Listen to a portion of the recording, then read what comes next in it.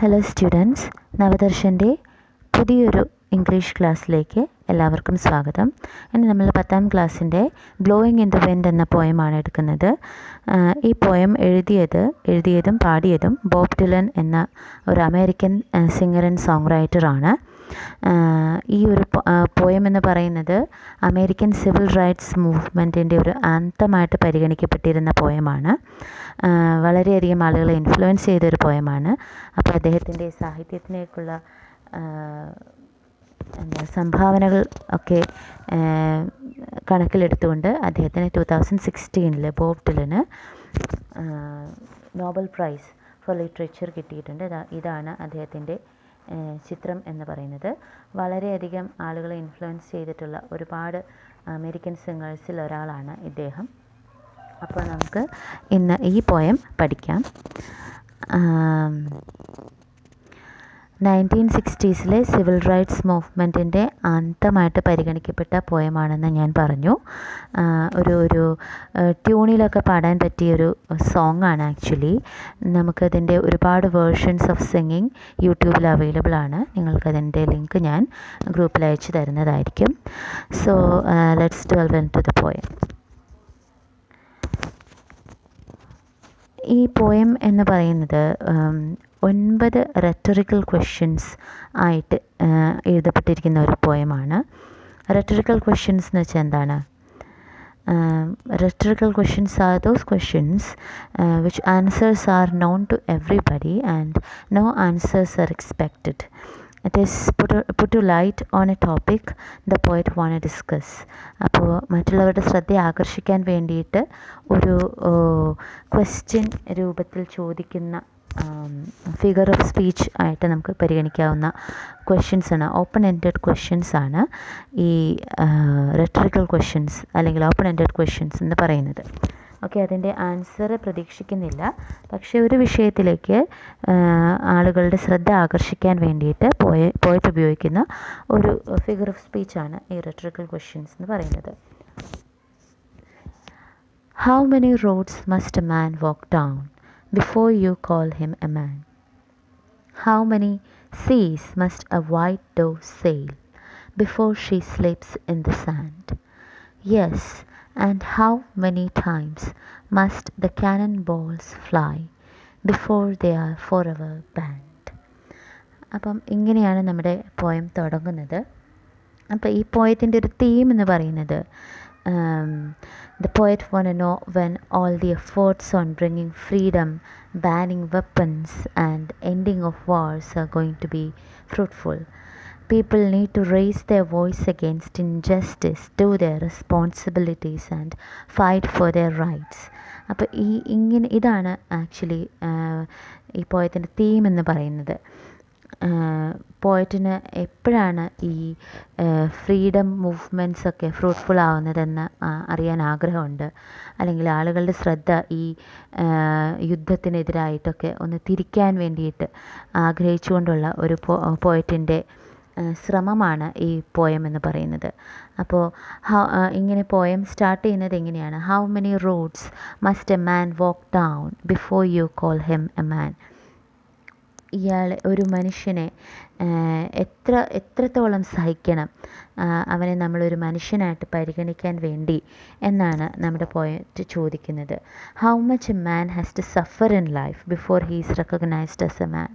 അല്ലെങ്കിൽ ഒരു human being ആയിട്ട് ഒരു മനുഷ്യനെ പരിഗണിക്കണമെങ്കിൽ എത്രത്തോളം അയാൾ സഹിക്കണം എന്നാണ് ബോബ് ഡിലൻ ചോദിക്കുന്നത്. അപ്പം ഇവിടെ ഒരു ക്വസ്റ്റ്യൻ ഉണ്ട് സൈഡിൽ. What does the word roads refer to here? അപ്പോൾ ഈ റോഡ്സ് എന്ന് പറയുന്നത് എന്താണ്? ലൈഫിൻ്റെ എക്സ്പീരിയൻസസ് അല്ലെങ്കിൽ സഫറിങ്സ് ഒക്കെയാണ് ഈ റോഡ്സ് എന്നതുകൊണ്ട് ഉദ്ദേശിക്കുന്നത്. ഹൗ മെനി സീസ് must A white Dove sale before she sleeps in the sand? ഈ വൈറ്റ് ഡവ് എന്ന് പറയുന്നത് ഒരു സിമ്പലാണ്, ഒരു പ്രതീകമാണ്, ഒരു സമാധാനത്തിൻ്റെ പ്രതീകമാണ്. അപ്പോൾ white dove is a simple of peace and she wants to sleep in a peaceful place. So for her to sleep, how many seas does she needs to cross? അതാണ് ഇവിടെ പോയിട്ട് ചോദിക്കുന്നത്. ഒരു സമാധാനത്തിൻ്റെ പ്രതീകമായ ഈ വെള്ള പ്രാവിന് ഒന്ന് സമാധാനമായിട്ട് ഉറങ്ങണമെങ്കിൽ എത്രത്തോളം കടൽ കടക്കണം, എത്ര കടൽ താണ്ടിപ്പോയാലാണ് അവൾക്ക് സമാധാനമായിട്ട് കിടക്കാൻ പറ്റുക എന്നാണ് ചോദിക്കുന്നത്. അതായത് സമാധാനം കിട്ടാൻ വേണ്ടി ഇനിയും എത്ര കാലം സഞ്ചരിക്കണം എന്നാണ് പോയിട്ട് ചോദിക്കുന്നത്. Yes, and how many times must the cannonballs fly before they are forever banned? Cannonballs എന്ന് പറയുന്നത് എന്താണ്? പീരങ്കി ഉണ്ടകൾ.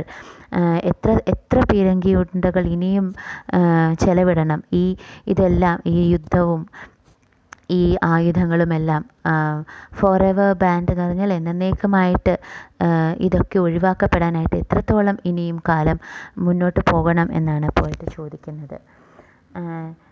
Do the questions given here demand a specific answer?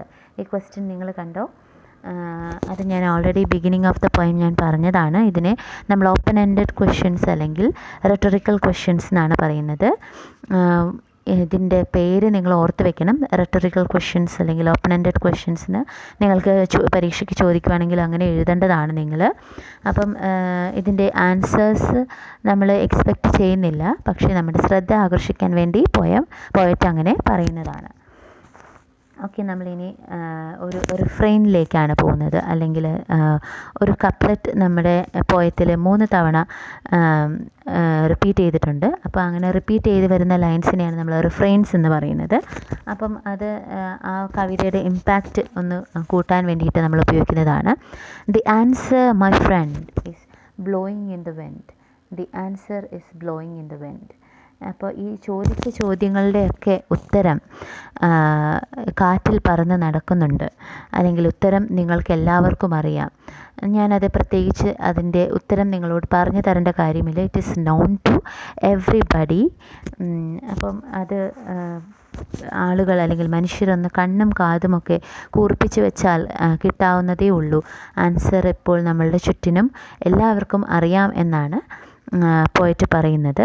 എന്നുവെച്ചാൽ ഇതൊക്കെ ഇനിയും ഈ യുദ്ധവും ഈ ഭീകരതയും ഭീകരവാദവും എല്ലാം വീണ്ടും വീണ്ടും തുടർന്നുകൊണ്ടേയിരിക്കുന്നു. ഇതൊക്കെ എന്നാണൊന്ന് നിൽക്കുക, ഇതിനൊക്കെയുള്ള ശ്രമങ്ങൾ എന്നാണൊന്ന് ഫലമണിയുക എന്നാണ് നമ്മുടെ പോയിട്ട് ചോദിക്കുന്നത്. സോ ഈ ലൈനാണ് ഇതിലെ റിഫ്രെയിൻസ് അല്ലെങ്കിൽ റിഫ്രെയിനിങ് കപ്ലറ്റ് എന്ന് പറയുന്ന ലൈൻസാണ് ഈ കാണപ്പെടുന്നത്. അത് നിങ്ങൾ ഓർത്ത് വയ്ക്കണം. ദെൻ നമ്മൾ അടുത്ത ലൈനിലേക്ക് പോവാണ്. Yes, and how many years can a mountain exist before it is washed to the sea? Yes, and how many years can some people exist before they are allowed to be free? Yes, and how many times can a man turn his head and pretend that he just doesn't see? The answer, my friend, is blowing in the wind. The answer is blowing in the wind. അപ്പം ഇതിൽ നമ്മുടെ ഈ ലൈൻസിലേക്ക് വരുമ്പോൾ mountain എന്ന് പറയുന്നത് നമ്മൾ നേരത്തെ road പറയുന്ന പോലെ തന്നെ ഒരു സിമ്പിളാണ്. മൗണ്ടൻ എന്ന് പറയുന്നത് ആക്ച്വലി ഈ ആളുകളെയെല്ലാം അടിച്ചമർത്തുന്ന ആളുകളെ അല്ലെങ്കിൽ ഒപ്രസേഴ്സിനെ നമ്മൾ ഉദ്ദേശിക്കുന്നത്, അല്ലെങ്കിൽ ഡിക്റ്റേറ്റേഴ്സിനെ ആണ് നമ്മളിവിടെ മൗണ്ടൻ എന്നതുകൊണ്ട് ഉദ്ദേശിക്കുന്നത്.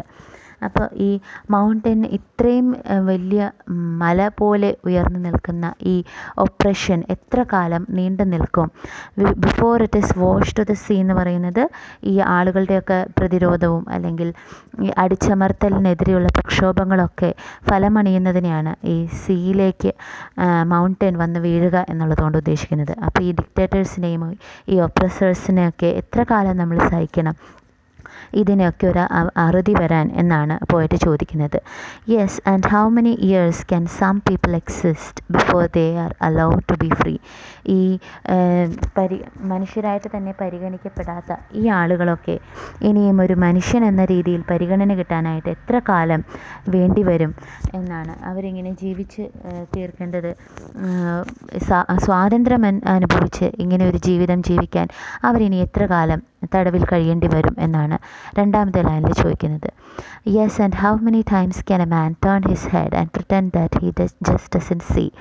ഈ മറ്റുള്ളവരെ അടിച്ചമർത്തപ്പെടുന്നതും എല്ലാം നമ്മൾ കണ്ടുകൊണ്ട് എത്ര കാലം നമുക്ക് പുറം തിരിഞ്ഞ് നടക്കാൻ കഴിയും, അല്ലെങ്കിൽ തല വെട്ടിച്ച് നടക്കാൻ കഴിയുമെന്നാണ് പോയിട്ട് ചോദിക്കുന്നത്.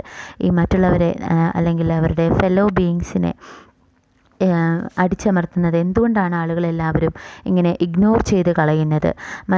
ഫെല്ലോ ബീയിങ്സ് എല്ലാവരും ടോർച്ചേർഡായിട്ട് അല്ലെങ്കിൽ അടിച്ചമർത്തപ്പെട്ട് ജീവിക്കുന്നത് കണ്ട് എത്ര കാലം നമുക്ക് വെറുതെ ഇരിക്കാൻ പറ്റും എന്നാണ് പോയിട്ട് ചോദിക്കുന്നത്. And then comes our refrain. The answer my friend is blowing in the wind. The answer is blowing in the wind. Answer എന്ന് പറയുന്നത്, ഈ ചോദ്യങ്ങൾക്കെല്ലാമുള്ള ആൻസർ നമുക്കെല്ലാവർക്കും അറിയാം. It is going to continue, it is never going to stop എന്നാണ് പോയിട്ട് പറയുന്നത്. അപ്പോൾ അത് എന്നെങ്കിലും നിൽക്കുമോ എന്നുള്ള ഒരു ചോദ്യമാണ് നമ്മുടെ മുൻപിലേക്ക് പോയിട്ട് വെക്കുന്നത്. Yes, and how many times must a man look up before he can see the sky. ഇവിടെ സ്കൈ എന്നുള്ളത് കൊണ്ട് ഉദ്ദേശിക്കുന്നത് അൺലിമിറ്റഡ് ഫ്രീഡം അല്ലെങ്കിൽ അവസാനം ലഭിക്കാൻ പോകുന്ന ആ ഒരു സ്വാതന്ത്ര്യത്തെയാണ് സ്കൈ എന്നുള്ള ആ ഒരു സിമ്പൽ കൊണ്ട് പോയിട്ട് ഉദ്ദേശിക്കുന്നത്. Yes, and how many years must one man have before he can hear people cry. ഇപ്പോൾ ഞാൻ നേരത്തെ പറഞ്ഞ പോലെ ഒരു രാജ്യത്തിലെ ആളുകൾക്ക് എത്ര കാലം അടിച്ചമർത്തപ്പെടലിൻ്റെ കീഴിൽ കഴിയാൻ കഴിയും എന്നാണ് പോയിട്ട് ചോദിക്കുന്നത്. അപ്പോൾ ചുറ്റിനുമുള്ള നമ്മുടെ ഫെലോ ബീയിങ്സ് വിഷമിക്കുന്നതും കരയുന്നതും അടിച്ചമർത്തപ്പെടുന്നതുമൊക്കെ കണ്ടുകൊണ്ട് എത്ര കാലം നമുക്ക് ചെവി അടച്ച് അവരുടെ കരച്ചിൽ അവോയ്ഡ് ചെയ്യാൻ പറ്റുമെന്നാണ് പോയിട്ട് ചോദിക്കുന്നത്. Yes, and how many deaths will it take till he knows that too many people have died. ഒരു മനുഷ്യന് ഇതെല്ലാം മനസ്സിലാക്കാൻ, അല്ലെങ്കിൽ തൻ്റെ കൂടെയുള്ളവർ എത്ര പേർ മരിച്ചു വീണാലാണ് ഒരുപാട് മരണം സംഭവിച്ചു കഴിഞ്ഞുവെന്ന് മനസ്സിലാക്കാൻ സാധിക്കുന്നത് എന്നാണ് പോയിട്ട് ചോദിക്കുന്നത്. ഒരുപാട് പേർ ഈ യുദ്ധത്തിലും ഓപ്പറേഷനിലുമൊക്കെ അടിമപ്പെട്ട് ഒരുപാട് പേർ മരിച്ചു കഴിഞ്ഞു. ഇനിയും എത്ര പേർ മരിച്ചാലാണ് ഇതൊക്കെ ഒന്ന് റെക്കഗ്നൈസ്ഡ് ആവുക എന്നാണ് പോയിട്ട് ചോദിക്കുന്നത്. The answer my friend is blowing in the wind. The answer is blowing in the wind. അപ്പോൾ ഇതിനെല്ലാമുള്ള ഉത്തരം നമുക്കെല്ലാവർക്കും അറിയാം. ഇതെല്ലാം നമ്മുടെ ചുറ്റിനുമുണ്ട്. പക്ഷേ നമ്മളാരും അത് ശ്രദ്ധിക്കാൻ കൂട്ടാക്കുന്നില്ല. അപ്പോൾ നമ്മളതെല്ലാം ശ്രദ്ധിക്കണം എന്നുള്ള ഒരു ആഹ്വാനമാണ് പോയിട്ട് നമ്മളോട് ചെയ്യുന്നത്. അപ്പോൾ ഇനി നമുക്ക് കുറച്ച് ക്വസ്റ്റ്യൻസ് ഉണ്ട്. ആ ക്വസ്റ്റ്യൻസിൻ്റെ ആൻസേഴ്സ് ഒന്ന് നോക്കാം. Why does the writer say that the answer is blowing in the wind? Because answer is known to everybody. ഇതിപ്പോൾ എന്താ പറയുക, ഇപ്പോൾ ചോദിച്ച ഈ 9 റെട്ടറിക്കൽ ക്വസ്റ്റ്യൻസിനുള്ള ആൻസർ എല്ലാവർക്കും അറിയാം. പക്ഷേ it is everywhere, the answer is everywhere around us. പക്ഷേ നമ്മൾ ആരും അത് ശ്രദ്ധിക്കാൻ കൂട്ടാക്കുന്നില്ല. അതിനൊരു ഒരു പരിഭവം പോലെയാണ് നമ്മുടെ പോയറ്റ് ഇത് പറയുന്നത്. അപ്പോൾ ചുറ്റിനും എല്ലാവർക്കും അറിയാം, പക്ഷേ ആരും ഇത് ശ്രദ്ധിക്കാൻ കൂട്ടാക്കുന്നില്ല എന്നാണ് പോയറ്റ് പറയുന്നത്. 4ാമത്തെ ക്വസ്റ്റ്യൻ നമുക്ക് നോക്കാം. How is the question about the mountain related to the other 2 questions in stanza 2? അപ്പോൾ ഈ മൗണ്ടൻ എന്നുള്ളത് കൊണ്ട് എന്താണ് നമ്മുടെ പോയറ്റ് ഉദ്ദേശിക്കുന്നത്? മൗണ്ടൻ എന്ന് പറയുന്നത് ഒപ്രസേഴ്സിനെ, അല്ലെങ്കിൽ ഈ മറ്റുള്ളവരെ അടിച്ചമർത്തുന്ന ആളുകളെ, അല്ലെങ്കിൽ അവരുടെ ഈഗോയെ ഒക്കെയാണ് റെപ്രസെൻ്റ് ചെയ്യുന്നത്. One day or the other all human beings have to face the same predicament. ഈ ഒപ്രസേഴ്സിൻ്റെ അല്ലെങ്കിൽ മറ്റുള്ളവരെ അടിച്ചമർത്താൻ ആഗ്രഹിക്കുന്നവരുടെ ഈഗോ നമ്മൾ ഒരു തവണ അല്ലെങ്കിൽ മറ്റൊരു തവണ എല്ലാവരും ഫേസ് ചെയ്തിട്ടുള്ള ഒരു കാര്യമാണ്. അപ്പോൾ ആ ഒരു മൗണ്ടൻ എന്ന് പറയുന്നത് ഒരു സിമ്പിളാണ് ഇവിടെ. ഒപ്രസേഴ്സിനെ അല്ലെങ്കിൽ ഡിക്റ്റേറ്റേഴ്സിനെ അല്ലെങ്കിൽ അവരുടെ ഈഗോയെ റെപ്രസെൻ്റ് ചെയ്യുന്ന ഒരു സിമ്പിളാണിത്. അതർ 2 ക്വസ്റ്റ്യൻസ് ഇൻ സ്റ്റാൻസ 2 എന്ന് പറയുമ്പോൾ നമ്മൾ അത് ഒന്ന് പോയി നോക്കേണ്ടതാണ്. How many years can some people exist before they are allowed to be free? അപ്പോൾ ഈ ഡിക്റ്റേറ്റേഴ്സിൻ്റെ ഈ ഒരു മൗണ്ടൻ പോലെയുള്ള ഈ ഈഗോ ഫേസ് ചെയ്തുകൊണ്ട് എത്ര കാലം മനുഷ്യന് അടിച്ചമർത്തപ്പെട്ട് ജീവിക്കാൻ പറ്റും എന്നാണ് ചോദിക്കുന്നത്. അപ്പോൾ ഈ മൗണ്ടനുമായിട്ട് റിലേറ്റ് ചെയ്തിട്ടുള്ള 2 ക്വസ്റ്റ്യൻസാണ് ആ സ്റ്റാൻസ 2-ൽ നമ്മൾ കാണുന്നത്. മറ്റുള്ളവരുടെ നമ്മുടെ കൂടെയുള്ളവരെ അടിച്ചമർത്തുന്നതൊക്കെ കണ്ടുകൊണ്ട് നമുക്ക് എത്ര കാലം വെറുതെ ഇരിക്കാൻ പറ്റും എന്നാണ് നമ്മുടെ പോയറ്റ് ചോദിക്കുന്നത് stanza 2-ൽ. Then 5th question, who may be the people and man referred to in stanza 2? What is the attitude of the writer towards them?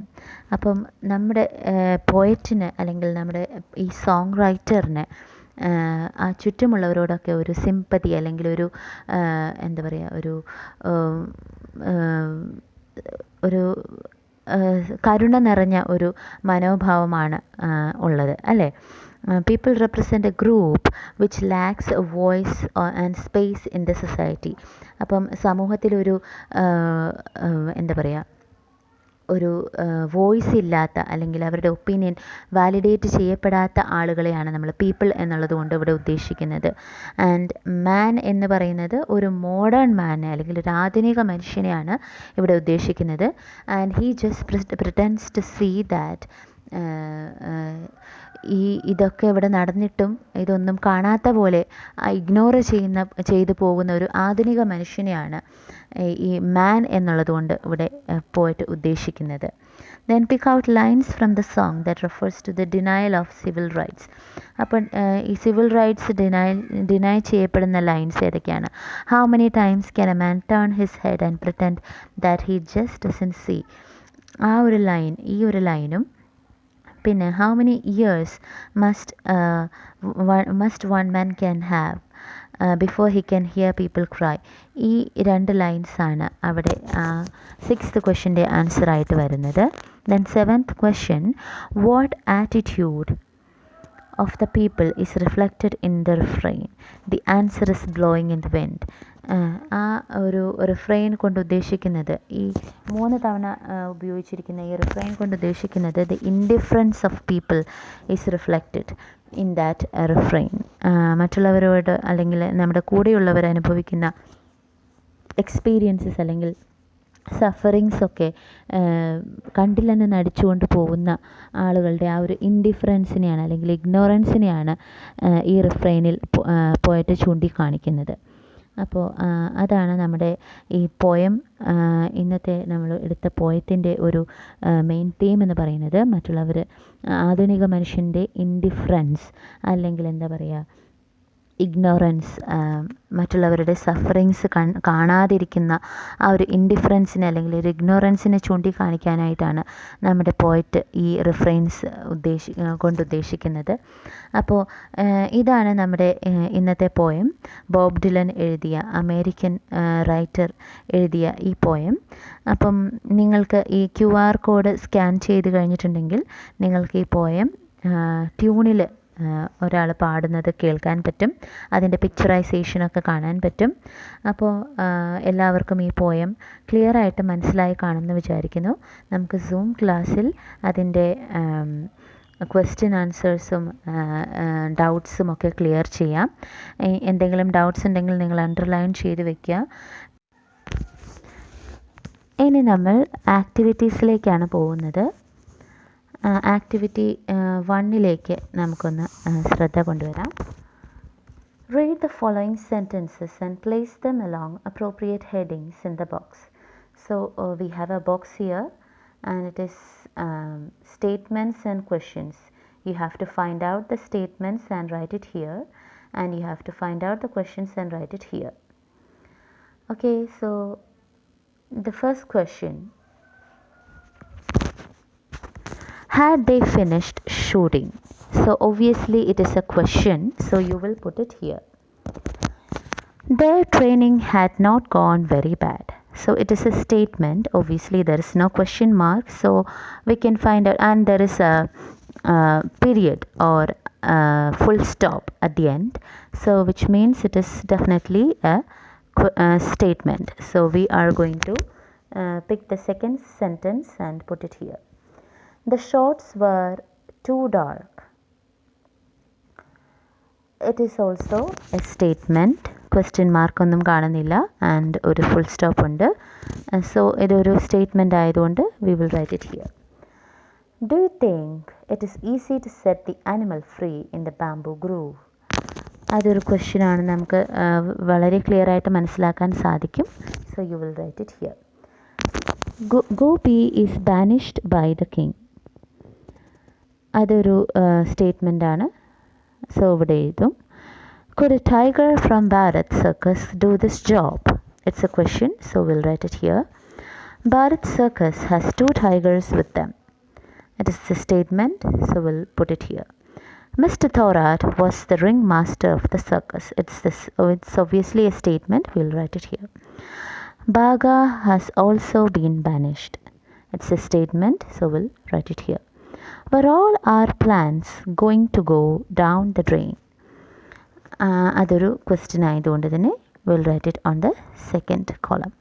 അപ്പം നമുക്കത് വേർതിരിക്കാനായിട്ട് നമുക്ക് മനസ്സിലായി സ്റ്റേറ്റ്മെൻ്റ് ആണോ അല്ലെങ്കിൽ ഇൻറ്ററഗേറ്റീവ് ആണോ എന്നുള്ളത് നമ്മൾ ലാസ്റ്റ് ക്ലാസ്സിൽ പഠിച്ചതാണ്. എങ്ങനെയാണ് ആ സെൻറ്റൻസ് സ്ട്രക്ചർ മനസ്സിലാക്കുക എന്നുള്ളത്. അപ്പോൾ ആ ക്ലാസ് ഒന്നുകൂടെ കാണുക. If you have any doubt and you can still if you have any doubts you can text me, അല്ലെങ്കിൽ എന്നെ വിളിച്ച് ചോദിച്ചാലും മതിയാവും, ഞാനത് എക്സ്പ്ലെയിൻ ചെയ്ത് തരാം. സോ സ്റ്റേറ്റ്മെൻറ്റ് ആയിട്ടുള്ള സെൻറ്റൻസസും ക്വസ്റ്റ്യൻസ് ആയിട്ടുള്ള അല്ലെങ്കിൽ ഇൻറ്ററഗേറ്റീവ് സെൻറ്റൻസസും നമ്മൾ വേർതിരിച്ച് ഇവിടെ ബോക്സിൽ എഴുതുക. അത് നിങ്ങൾ നോട്ട്ബുക്കിൽ എഴുതേണ്ട ഒരു കാര്യമാണ്. Then we'll go on to the B section of activity 1. Analyze the statements that you have listed in the activity. Identify the verbs in them and put them in the appropriate columns according to their function as main verb or helping verb. So we have auxiliary verbs. Auxiliary means സഹായിക്കുന്ന അല്ലെങ്കിൽ സഹായക ക്രിയ എന്നാണ് നമ്മൾ മലയാളത്തിൽ പറയുക. Main verb എന്ന് പറയുമ്പോഴത്തേക്കും എന്താണ് പ്രധാനമായിട്ടുള്ള എന്ത് ആക്ടിവിറ്റിയാണ് അവിടെ നടക്കുന്നത് എന്നുള്ളത് കൊണ്ട് ഉദ്ദേശിക്കുന്നതാണ് ഈ മെയിൻ വേർബ് എന്ന് പറയുന്നത്. അപ്പോൾ മെയിൻ വേർബ് എന്താണെന്ന് കണ്ടുപിടിക്കുക, ഓക്സിലറി എന്താണെന്ന് കണ്ടുപിടിച്ച് ഈ ബോക്സിൽ എഴുതുക എന്നുള്ളതാണ് next session of activity. Fill in the blanks with suitable verbs, അത് അടുത്ത ആക്ടിവിറ്റിയാണ്. അപ്പോൾ ഈ മെയിൻ വേർബും ഓക്സിലറി വേർബും കണ്ടുപിടിക്കുക എന്ന് പറയുന്നത് നമ്മൾ ആദ്യം തന്നെ കണ്ട സെൻറ്റൻസസ് ഒന്നുകൂടെ നമ്മൾ പോയി നോക്കാം. The first question, had they finished shooting? അവർ ഷൂട്ടിംഗ് ചെയ്ത് കഴിഞ്ഞോ എന്നാണ് ചോദിക്കുന്നത്. അപ്പോൾ ആ കഴിഞ്ഞോ അല്ലെങ്കിൽ ഫിനിഷ്ഡ് എന്ന് പറയുന്നതാണ് നമ്മുടെ മെയിൻ വേർബ്. അത് ചോദിക്കാൻ വേണ്ടിയിട്ട് നമ്മൾ ഉപയോഗിച്ചതാണ് had. So had is the auxiliary. So you will write finished in the main verb section and had in the auxiliary section. Then the train had not gone very bad. അപ്പോൾ gone എന്നുള്ളതാണ് അത് training അത്ര മോശമായില്ല എന്നുള്ളതാണ്. അപ്പോൾ അത്ര മോശമായി പോയില്ല എന്നുള്ളതിൻ്റെ ആ ഒരു പോയില്ല എന്നുള്ളതാണ് നമ്മളിവിടെ ഗോൺ കൊണ്ട് ഉദ്ദേശിക്കുന്നത്. So gone is the main verb and had first സെൻറ്റൻസിനെ പോലെ തന്നെ ഹാഡാണ് ഇതിൽ ഓക്സിലറി വേർബ് എന്ന് പറയുന്നത്. The shorts were too dark, അതിൽ നമുക്ക് വേറെ മെയിൻ വേർബ്സ് ഒന്നുമില്ല. So were is the auxiliary. Do you think it is easy to set the animal free in the bamboo grove? ആ സെൻറ്റൻസിൽ സെറ്റ് എന്ന് പറയുന്നതാണ് മെയിൻ വേർബ് ആൻഡ് ഡു എന്ന് പറയുന്ന ക്വസ്റ്റ്യൻ ചോദിക്കാൻ ഉപയോഗിച്ചതാണ് auxiliary verb. Gopi is banished by the king. അപ്പോൾ banished എന്നുള്ളത് ആണ് ഇവിടുത്തെ മെയിൻ വേർബ്. അതിൽ ഈസ് എന്ന് പറയുന്നത് ആണ് നമ്മുടെ auxiliary. Could a tiger from Bharat circus do his job? അപ്പോൾ ഡു എന്ന് പറയുന്നത് കുഡ് എന്ന് പറയുന്നതൊക്കെ ഓക്സിലറി ആണ്. Then Bharat circus has 2 tigers with them. Has എന്ന് പറയുന്നത് ഓക്സിലറി ആണ്. Then mister Thorat was the ring master of the circus. Was എന്ന് പറയുന്നത് ഓക്സിലറി ആണ്. Then Bagha has also been banished. ബാഗയും ബാനിഷ് ചെയ്യപ്പെട്ടു. അപ്പോൾ ബാനിഷ്ഡ് എന്ന് പറയുന്നത് മെയിൻ വേർബും ഹാസ് എന്ന് പറയുന്നത് ഓക്സിലറിയുമാണ്. Were all our plans going to go down the train. Go എന്ന് പറയുന്നത് മെയിൻ വേർബും വേർ എന്ന് പറയുന്നത് ഓക്സിലറിയുമാണ്. അപ്പോൾ നമ്മൾ എല്ലാ സെൻറ്റൻസും ഒന്ന് അനലൈസ് ചെയ്ത് കഴിഞ്ഞു. അപ്പോൾ ഇതിൽ മെയിൻ വേർബ് ഓക്സിലറി വേർതിരിച്ചെഴുതേണ്ടത് നിങ്ങൾ ചെയ്യേണ്ട ഒരു ആക്ടിവിറ്റിയാണ്. That you have to do it in your notebook. Then fill in the blanks with suitable verbs. അപ്പോൾ ഇപ്പോൾ നമ്മൾ കുറേ വേർബ്സ് കണ്ടു, അതെല്ലാം നമ്മൾ കാറ്റഗറൈസ് ചെയ്തു. അപ്പോൾ ആ വേർബ്സ് ആൻഡ് ഓക്സിലറി വേർബ്സ് ഉപയോഗിച്ചിട്ടാണ് നമ്മളിനി ഈ 5 സെൻറ്റൻസ് ഫിൽ ചെയ്യാൻ പോകുന്നത്.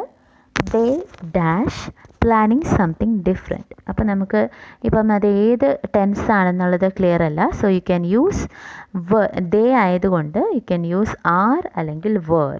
ഇതിലേത് വേണമെങ്കിലും ഉപയോഗിക്കാം. They are planning something different, or you can say they were planning something different.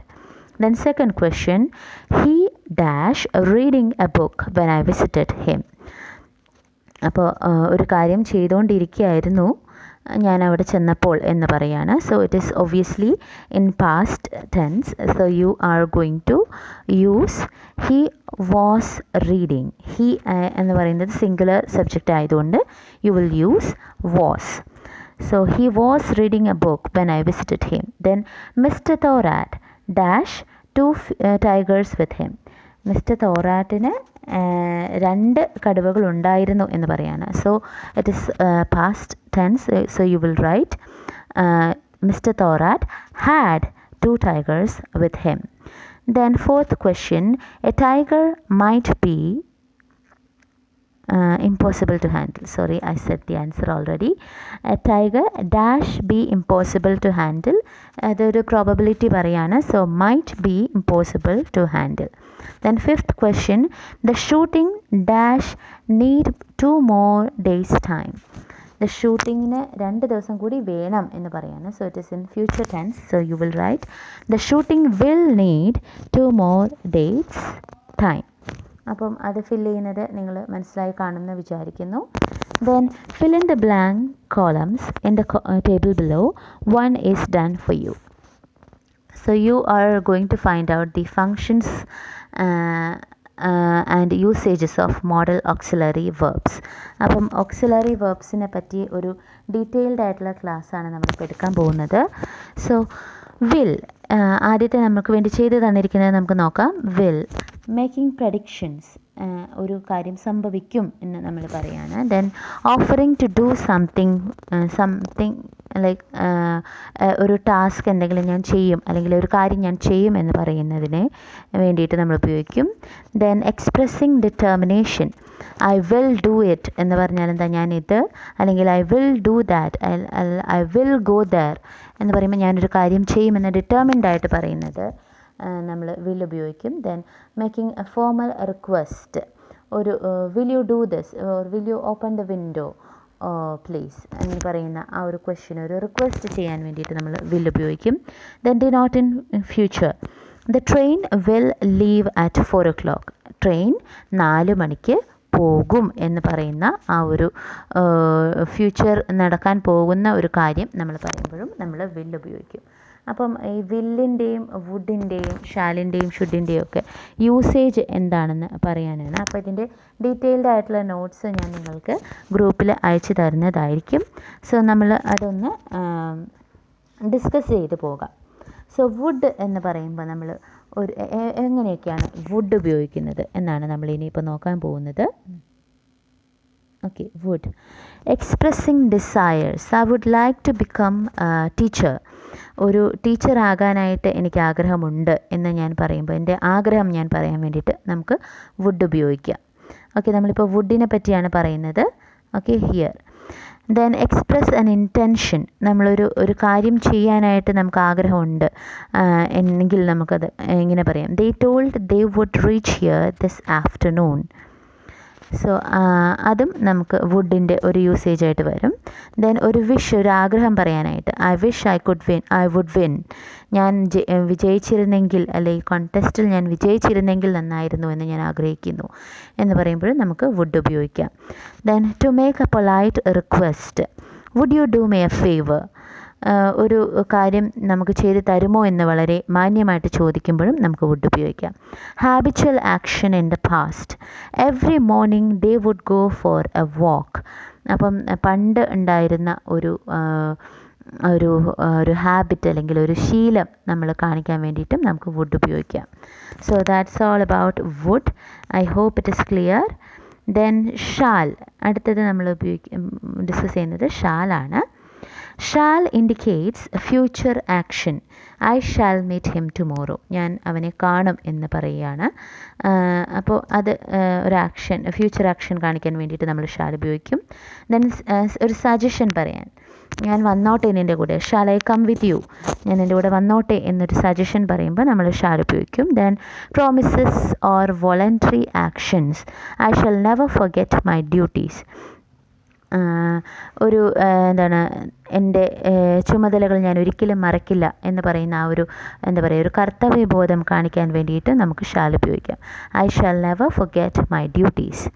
Then should എന്ന് പറയുമ്പോൾ നമ്മളിതുപോലെയൊക്കെ തന്നെയാണ്, നമ്മൾ കുറച്ചുകൂടെ ഡിഫറെൻറ്റ് യൂസേജസ് ആണ്. Should is used to give an advice to someone.